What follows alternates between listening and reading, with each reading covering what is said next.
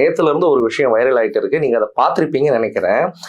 திரு சவுக்கு சங்கர் அவர்கள் அருண் ஐபிஎஸ் அவர்களுக்கு எதிராக இருக்கக்கூடிய ஆதாரங்கள் எல்லாத்தையும் திரட்டி கொண்டு 1 மாதத்தில் வழக்கு பதிவு பண்ண போறீங்கன்னு கம்ப்ளீட்டா வலைதளங்கள்ல வைரல் ஆயிருக்கு. பாத்தீங்களா? நான் பார்க்கவில்லை. வாய்ப்பு இருக்கா? எப்படி கார்த்தி விடுவேன்? எப்படி கார்த்தி விடுவேன்?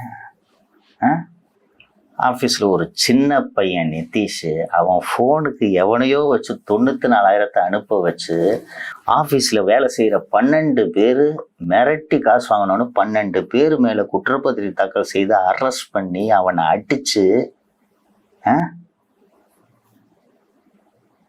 விட்டுருவேண்ணா?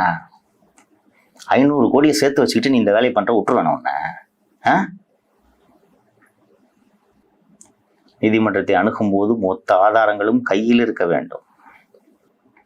நான் சொன்னார்ல, அப்பொழுக்கற்றவன் நான் 28 வருஷமா உன்னோட அழுக்கும் அப்பும் என்ன என்பதை எடுத்து காட்டுகிறேன்.